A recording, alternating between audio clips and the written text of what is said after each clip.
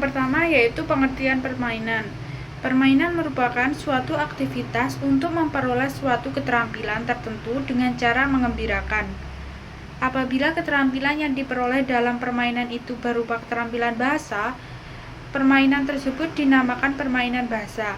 Belajar dengan bermain adalah kegiatan terpadu antara belajar dan bermain yang diintegrasikan dalam sebuah mata pelajaran.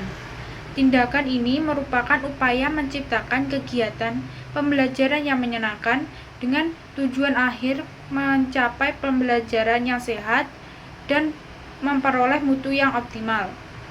Permainan bahasa mempunyai tujuan ganda, yaitu memperoleh kegembiraan sebagai fungsi bermain dan untuk melatih keterampilan berbahasa sebagai materi pelajaran. Faktor-faktor yang menentukan permainan yaitu situasi dan kondisi, peraturan permainan, pemain, pemimpin permainan atau wasit. Selanjutnya yaitu macam-macam permainan dalam pembelajaran bahasa Indonesia.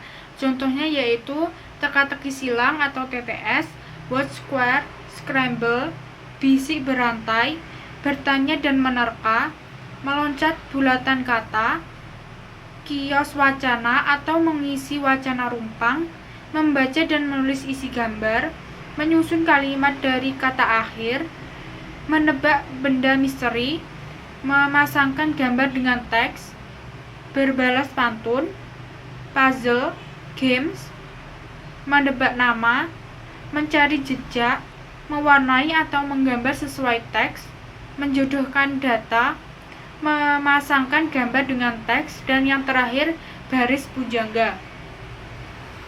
C. Langkah-langkah penerapan permainan dalam pembelajaran bahasa Indonesia. Pembelajaran bahasa Indonesia akan berjalan dengan efektif, bermakna, dan tetap menyenangkan apabila melaksanakan prinsip-prinsip yang telah dikembangkan oleh pakar. Di antaranya, yang pertama, permainan dikembangkan hendaknya permainan yang terkait langsung dengan konteks keseharian peserta didik. Yang kedua, permainan diterapkan untuk merangsang daya pikir, mengakses informasi, dan menciptakan makna-makna baru. Yang ketiga, permainan yang dikembangkan haruslah menyenangkan dan mengasyikkan bagi peserta didik. Keempat, permainan dilaksanakan dengan landasan kebebasan, menjalin kerjasama dengan peserta didik lain. Nomor 5, permainan hendaknya menantang dan mengandung unsur kompetisi.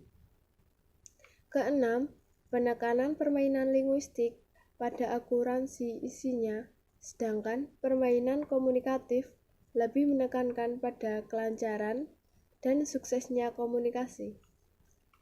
7. Permainan yang digunakan untuk semua tingkat dan berbagai keterampilan berbahasa sekaligus. Secara sederhana, pembelajaran bahasa Indonesia meliputi 4 keterampilan, yaitu mendengarkan, berbicara, membaca, dan menulis. Keempat keterampilan bahasa tersebut dapat dipadukan dengan berbagai permainan dengan mempersiapkan langkah-langkah sebagai berikut. Yang pertama, memahami kompetensi dasar dan menjabarkan dalam indikator. Kedua, menghubungkan topik pembelajaran yang akan disampaikan dengan model permainan yang cocok dengan 4 materi keterampilan tersebut. 3. Memilih teknik permainan yang sesuai dengan topik yang akan disampaikan. 4. Menyiapkan rancangan tertulis dengan memperhatikan pemilihan bahan ajar. 5.